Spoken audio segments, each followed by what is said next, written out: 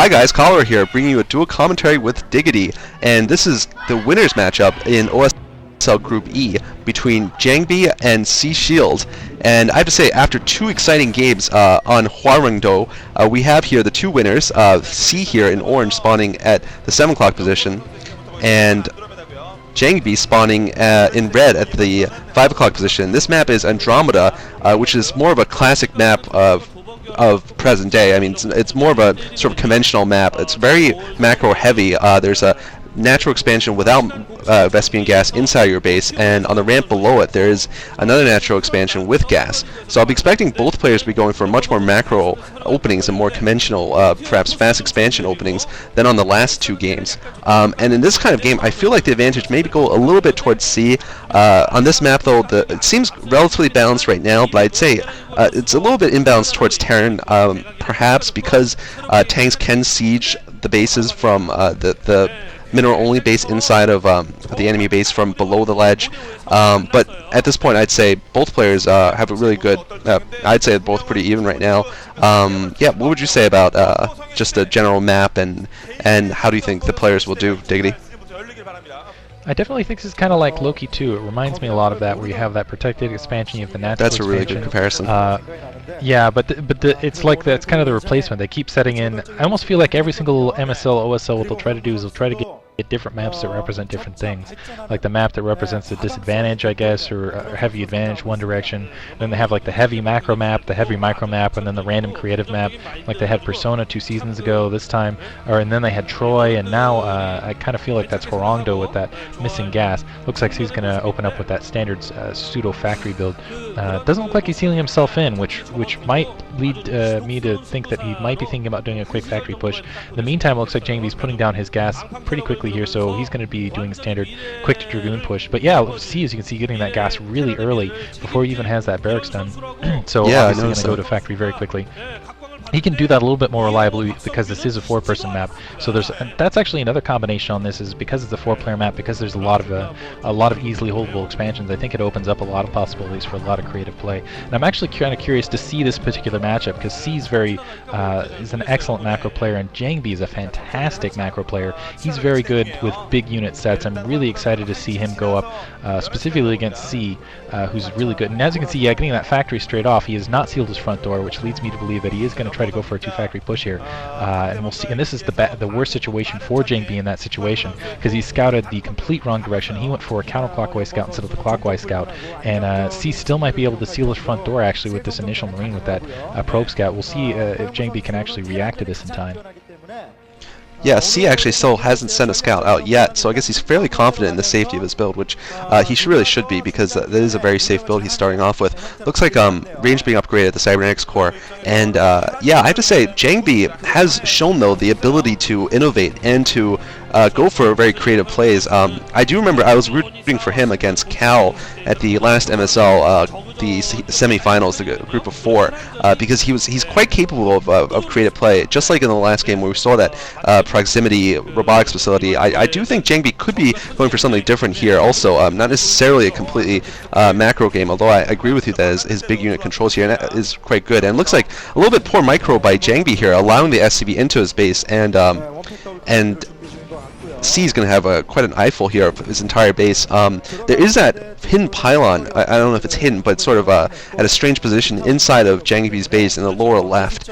And it will be interesting to see if he decides to put some tech that's relatively hidden there. It looks like he does. He's going to put down a Silva Dune here, so it looks like Jangbi's going to go for a DT rush here. And it looks like a robotics facility also being placed down, so really interesting play by Jangbi. And once again, I have to say, Jangbi showing the ability to go for a ballsy play, not necessarily waiting until the mid game or the late game to attack. He's going to be going for a DT drop, and we'll see how effective this is against C. C, of course, has gone for a fast expansion. He's building the command center inside of his base, so once again, this, just like the Reaver drop, this is a good situation for it to happen, because C has decided to commit more resources to expanding right now than to getting units, and we'll see. Obviously, it'll come down to detection here.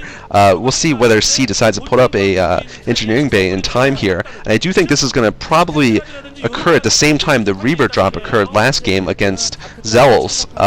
Do you think C will be more prepared to deal with this because he is sort of a, I don't know, he has very good game sense, I feel, and just is a relatively safe player. He doesn't really go on the attack until the mid game, and he really likes to just perhaps turtle in a bit. So do you think he'll be more prepared, Diggity, for this? I think what the X factor here is going to be his mines. Is if he can get mines down to deal with this Dark Templar, he'll be in a much stronger position to deal with this.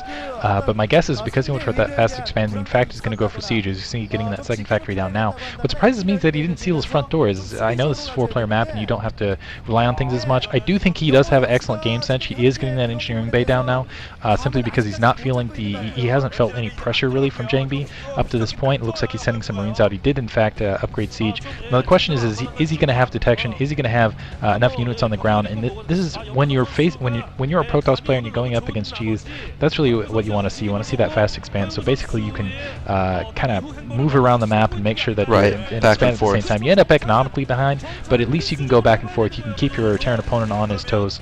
And the 2 Dark Templar are already out. We'll see if and this is going to be critical here. It would be. Yeah, this would be critical if C can spot the expansion. I don't think he's managed to see whether an expansion was there though. Sorry, Diggity. I think that's going to be crucial though, because C otherwise is going to know that there's some kind of one base rush build here, and I'm not sure if he spotted the lack of a nexus. Sorry. You're absolutely right. I don't think. Well, first of all, he's going up. He's not seeing as many units as he was expecting. And if he saw Nexus, he knew that there was a fast expansion going on, which is something you would expect off a counter fast expand right here. Engineering bay floating out. It looks like he is going to see this drop shuttle incoming. The question is can he deal with it? He was expecting Reavers and to see those Dark Templar out. Otherwise, I don't think he would have brought those Marines up. Now he's kind of in a backdash. Now he just has to cover what territory he can. Does he have turret coverage? It looks like he did have a turret along the gas in the main. I'm not sure about that secondary though. Yeah, lots of turrets up in the main here, and looks like these DTs might be able to take down a couple of machine shops here, but it looks like a turret is being placed here, and of course Jangbi needs to do a lot of damage here because C's economy otherwise is doing fine. Jangbi looks like he's bringing all the units to the front door though. I'm not sure how he's going to deal with it because there is a good defense here, sort of a network defense here of all sorts of turrets and tanks here, and they're really protecting one another, and it looks like he is going to go for the attack though. Only one tank sieged up. I thought there were more tanks than that, and this one tank might get taken down here. It looks like Jangbi isn't sure. It looks like he's going for both the tanks and the turrets, and he might have enough forces to do all this. So actually, Jangbi actually taking down both of the tanks in the front door and all the turrets, and now I think C's in huge trouble here. C doesn't have the detection necessary to fight these DTs at his front door, and so he basically can't leave his base because of the DTs at the front door, and Jangbi can pick off that command center or at least chase it away at will. Meanwhile, Jangbi's getting 2 nexuses up inside his base. He's going to have a big economic lead here, and I have to say, usually DT, it looks like Jangbi's actually going in for this kill here against these tanks. I don't know if he's overstretching himself a little bit though, because there is detection there, and these unsieged tanks will take out these DTs, although he did manage to take out, I think, two of the tanks sieged up on the ridge there. And even if this attack doesn't manage to kill C immediately, he will have put C quite far behind economically. Yeah, now C's starting to fall behind. Well, he is behind economically. 2 nexuses, or 2 nexi? Additional nexi up for, yeah, I'm not sure how to pluralize that for Jangbi. And Jangbi, in the meantime, macroing up. I think he can force another attack on that front door. He caught C at the perfect moment. C had unsieged his tank, was backing it off, and the Dark Templar as well as the Dragoons start pushing in. He really didn't have enough at his front door to deal with that. I don't think he was expecting Jangbi to bring kind of backup units to kind of go for not necessarily an all-in attack, but definitely a very aggressive attack. That Barrack spotting out seeing that secondary up in the meantime. Looks like he's starting to tech up with vultures. C's starting to push out with 3 tanks and a couple vultures now. Now the question is does Jangbi now have enough with those Dark Templar that he kind of, I wouldn't say wasted, but kind of push out in the field to kind of go up against this. This is going to be a lot of vultures up against not a lot of Dragoons, and he's catching Jangbi right as he's starting to get his, I don't think he even has range. That's range upgrading right there. He does have range. I don't know if Jangbi has enough to fight this off. He does have an observer. That's going to be quite critical against these mines. But I agree that was C's best move right now to attack while Jangbi is relatively weak and low in terms of unit count. But it looks like, just looking at the food count on the lower right, Jangbi does have quite an advantage over C, 55 to 42 right now. And if he manages to slip a DT or 2 past this line, he could wreak a lot of havoc. But I do agree that Jangbi sort of wasted those DTs. He could have left them on the ramp a little bit longer and just prevented the expansion from going down a little longer. But regardless, it looks like C actually is going to set up a contain here against Jangbi at his front door. And since Jangbi decided to go for DT tech, he just is not going to have that many forces on the ground. We'll see if he decides to use the shuttles also for for drops on those tanks. I actually think that C might be getting himself back into this game quite well. Actually, I'd say the momentum's switched back on his favor just because of his excellent timing of his push. What do you think, Diggity? I think he's going to take the game right here because it's the problem I have with Andromeda as a map right at this moment. As you can see, the position C is taken up. He can siege that secondary, he can siege that base up on the ramp, and he can get reinforcements if he just gets another 2 tank hops forward. So Jangbi is forced to run into this kind of off timing, as you can see, pushing up now. Mines are laid, a couple tanks and a big blockade for those Dragoons. This is going to be but close. If these Dragoons fall, if he does not break this, C is essentially going to take this game. We'll see if reinforcements come up. Looks like these 2 tanks are going to be taken down, but the question is reinforcements after this. Additional tanks pushing up now. Can he break this? Oh man, so close. It looks like it's just 1 Vulture, 1 tank left, 4 SCVs additionally, and there's only 3 Dragoons left now. Oh, whew, so close, and it looks like this has been breached. Whew. But now Jangbi has a huge economic advantage. Just a couple more reinforcements coming up. If he can just clean up a couple more attacks, he's going to be in a very strong position to push right back into CGG. C realizes it. CGG's, wow. Incredible. I'm a little impressed by that. Yeah. No, I didn't either. I think C actually was still in the fight there. I'm a little surprised that C decided GG so soon. I mean, he was at 2 expansions, 2 bases to 3, but I mean, I don't know. I'm surprised by that GG. I think that was premature. What do you think about that, Diggity? I think he would have had a hard time fighting off Jangi. I don't think he was completely out of it, but yeah, a little bit upset. I think things just didn't go well for him. I think what he was thinking through his mind is, I don't know that I can handle Jangbi when he's basically coming at me with a larger force, and he's just such a good player with with that large game macro. So I'm just going to GG here and cut my losses and move on, I guess. But yeah, I'm very surprised that he GG'd. I definitely think he was still in that and just kind of pushing out and really not able. I know he wasn't able to cap that contain, but still, that's a kind of a bad time to just kind of tap out. You got to fight for everything in the OSL. Right. If he ends up going out in the final match, I think he's going to regret that.